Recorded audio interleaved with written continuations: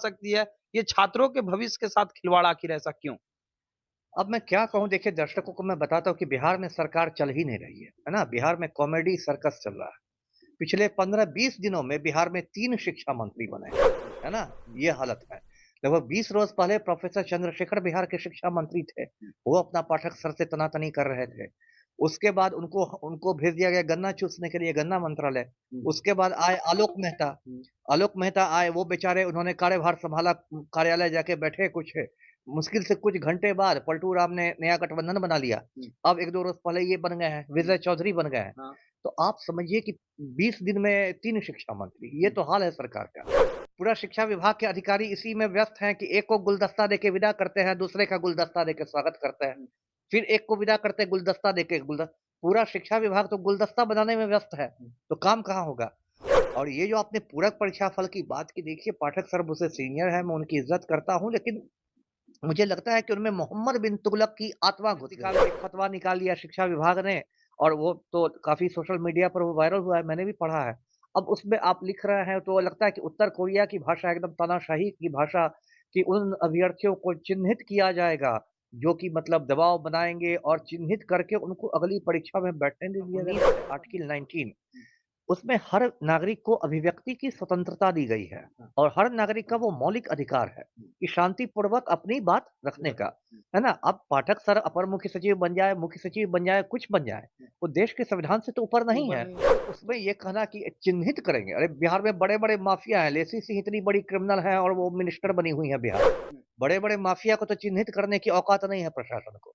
तो इन बेरोज़गार लड़के-लड़कियों को चिन्हित कर देंगे और उन पर एक्शन ले लेंगे, ये सब क्या है भाई? और अपनी ताकत पहचानिए, इस देश के यदि सारे बेरोज़गार इकट्ठे हो जाएँ ना, तो मुख्यमंत्री भी बेरोज़गार हो जाएँगे और प्रधानमंत्री भी बेरोज़गार हो जाएँगे। तो खाली जुमलेबाज़ी, हवाबाज़ी, झूठ बोलना, यही लोग जब विपक्ष में भाजपा वाले थे, बिहार में ज़्यादा सत्ता का नशा चढ़ना भी है ना, स्वास्थ्य के लिए हानिकारक हो जाता है ना?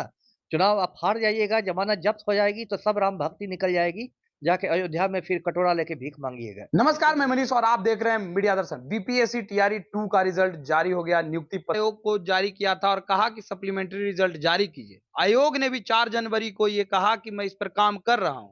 13 जनवरी को पटना के गांधी मैदान से नीतीश कुमार ने यह कहा कि अभी और रिजल्ट जारी होंगे। फिर एकाएक 19 जनवरी को आखिर ऐसा क्या जरूरत आन पड़ी कि शिक्षा विभाग ने लेटर जारी करके ये कहा कि इस पर अनुशंसा नहीं की जा सकती है। ये छात्रों के भविष्य के साथ खिलवाड़ आखिर ऐसा क्यों?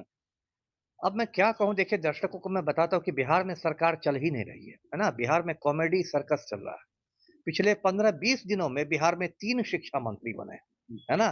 ये हालत है। लगभग 20 रोज़ पहले प्रोफ़ेसर चंद्रशेखर बिहार के शिक्षा मंत्री थे। वो अपना पाठक सर से तनातनी कर रहे थे।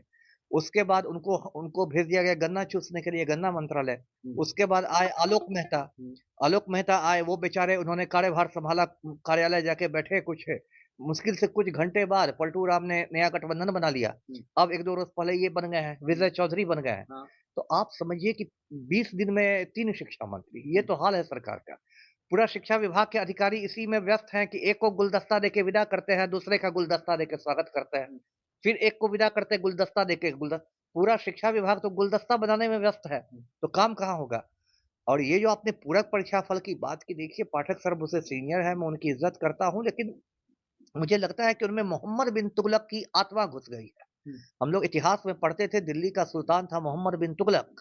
वो ऐसे ही कुछ उल्टे-सीधे काम करता रहता था। कभी बोलता था कि राजधानी को दिल्ली से दौलताबाद ले चलो, फिर कहता था दौलताबाद से दिल्ली ले आओ। तो एक कहावत बन गई है तुगलकी फरमान। अब पाठक सर तो इसमें मतलब मुझे लगता है बिल्कुल निपुण हो गए हैं। अभी आपने सप्लीमेंट्री रिजल्ट की बात की, देखिए टीआरई 1 में तो निकला था सप्लीमेंट्री सप्लीमेंट्री रिजल्ट रिजल्ट निकला जारी की था। गई है। पूरा मतलब इसी सरकार ने जारी किया, इसी आयोग ने किया, सब कुछ इसी ने किया। टीआरई 2 में मतलब पलटू राम ने भी कहा, पहले आपने भी कहा कि नहीं निकलेगा। अचानक अब जो जैसा आपने कहा 19 जनवरी या जो भी तारीख थी, उसमें एक फतवा निकाल लिया शिक्षा विभाग ने और वो तो काफ़ी सोशल मीडिया पर वो वायरल हुआ है, मैंने भी पढ़ा है। अब उसमें आप लिख रहे हैं तो लगता है कि उत्तर कोरिया की भाषा एकदम तानाशाही की भाषा कि उन अभ्यर्थियों को चिह्नित किया जाएगा, जो कि मतलब दबाव बनाएँगे और चिह्नित करके उनको अगली परीक्षा में बैठने नहीं दिया जाएगा। ये कौन बात हुई भाई? अभ्यर्थी तो अपने हक की मांग कर रहे हैं। वही मैंने और ये जो आदेश है शिक्षा विभाग का जो भी पत्र है, जो भी है, ये सरासर असंवैधानिक है। मैं बताता हूँ दर्शकों को कि जो भारत का संविधान है, उसमें धारा 19 है, आर्टिकल 19 उसमें हर नागरिक को अभिव्यक्ति की स्वतंत्रता दी गई है और हर नागरिक का वो मौलिक अधिकार है कि शांतिपूर्वक अपनी बात रखने का, है ना? अब पाठक सर अपर मुख्य सचिव बन जाए, मुख्य सचिव बन जाए, कुछ बन जाए, वो देश के संविधान से तो ऊपर नहीं है। तो यदि अभ्यर्थी लोग शांतिपूर्ण तरीके से कह रहे हैं कि हम भाई पूरक परीक्षा फल निकालें, नेचुरल है, उनके करियर का सवाल है, कोई भी बोलेगा। तो उसमें ये कहना कि चिन्हित करेंगे, अरे बिहार में बड़े-बड़े माफिया हैं, लेसी सिंह इतनी बड़ी क्रिमिनल है और वो मिनिस्टर बनी हुई है बिहार में। बड़े-बड़े माफिया को तो चिन्हित करने की औकात नहीं है प्रशासन को। तो इन बेरोजगार लड़के-लड़कियों को चिन्हित कर देंगे और उन पर एक्शन ले लेंगे, ये सब क्या है भाई? ये सब देखिए गिदड़ भभकी है, देखिए ये सब मामला टिकेगा नहीं कोर्ट में। मैं आपके चैनल के माध्यम से अभ्यर्थियों से कहना चाहता हूँ कि भाई डरने की कोई बात नहीं है। जो डर गया सो मर गया, है ना? अपनी बात रखिए, मजबूती से रखिए, शांतिपूर्ण रखिए। है ना? शांतिपूर्ण तरीके से और अपनी ताकत पहचानिए। इस देश के यदि सारे बेरोज़गार इकट्ठे हो जाएँ ना, तो मुख्यमंत्री भी बेरोज़गार हो जाएँगे और प्रधानमंत्री भी बेरोज़गार हो जाएँगे। जी, जी। अगर बात की जाए सर तो कुछ ही दिनों पहले बिहार में महागठबंधन की सरकार थी। सप्लीमेंट्री रिजल्ट को लेकर के बातें की जा रही थी कि जारी की जाएगी। अब एनडीए की सरकार है। जब बीजेपी के नेताओं से सवाल किया जाता है, तो उनका बयान आता है कि कुछ ही दिन तो हुए हैं सरकार बने हुए। अभी तो विभाग भी नहीं बटा है। जबकि खुद जब विपक्ष में थे सुशील मोदी, तो उन्होंने कहा था कि 40,000 सप्लीमेंट्री रिजल्ट जारी करेंगे यदि मेरी सरकार बनती है। तो छात्रों के लिए क्यों नहीं सप्लीमेंट्री रिजल्ट जारी की जा रही है? 2 सरकार बदल रहे हैं, उसके बीच में अभ्यर्थी पीसे जा रहे हैं। क्या कहेंगे आप? बिल्कुल सही। देखिए राम झूठ बोलना तो राम भक्तों के डीएनए में है ना। ये तो राम भक्त लगता है दुनिया में पैदा ही होते हैं झूठ बोलने के लिए। वहाँ एक मोदी जी दिल्ली में बैठे हुए हैं। 2014 में उन्होंने कहा था कि मेरी सरकार बनेगी तो सभी नागरिक के खाते में 15-15 लाख रुपए आ जाएँगे। आज सुबह में भी मैंने अपना खाता चेक किया है। 15 पैसे नहीं आए हैं। आप भी चेक कर लीजिएगा, आपको भी नहीं मिले होंगे। तो खाली जुमलेबाज़ी, हवाबाज़ी, झूठ बोलना, यही लोग जब विपक्ष में भाजपा वाले थे बिहार में, यही जो टीम थी, ये लोग बड़ी-बड़ी बातें करते थे कि ये पूरा परीक्षा फल निकालेंगे, ये करेंगे, सड़कों पर निकलते थे। अब जब सत्ता की मलाई चाट रहे हैं, तो ये अभ्यर्थी गए थे भाजपा कार्यालय में, तो सब राम भक्त पतली गली से निकल गए और पुलिस को बुला के उन अभ्यर्थियों को वहाँ से खदेड़ दिया गया। तो फिर मैं बताता हूँ कि भाई जनतंत्र में ज़्यादा सत्ता का नशा चढ़ना भी है ना, स्वास्थ्य के लिए हानिकारक हो जाता है ना? चुनाव आप हार जाइएगा, ज़मानत जब्त हो जाएगी, तो सब राम भक्ति निकल जाएगी। जाके अयोध्या में फिर कटोरा लेके भीख माँगिएगा। जितने लोग अभी मंत्री बन के घूम रहे हैं ना, पगड़ी बाँध के और दाढ़ी बढ़ा के। हाँ, जी। सर तो क्या आप अभ्यर्थियों को कहना चाहेंगे सर? क्योंकि अभ्यर्थी कहीं न कहीं अब हार चुके हैं सर, हताश हैं। उनको लग रहा है कि ना पदाधिकारी हमारी मदद के लिए आगे बढ़ रहे हैं, ना नेता आगे बढ़ रहे हैं सर। उनको क्या कहिएगा अभ्यर्थियों को? देखिए, देश बस पदाधिकारी और नेता से नहीं चलता। देश में अदालत भी कोई चीज़ है, न्यायपालिका भी कोई चीज़ है, ये याद रखें।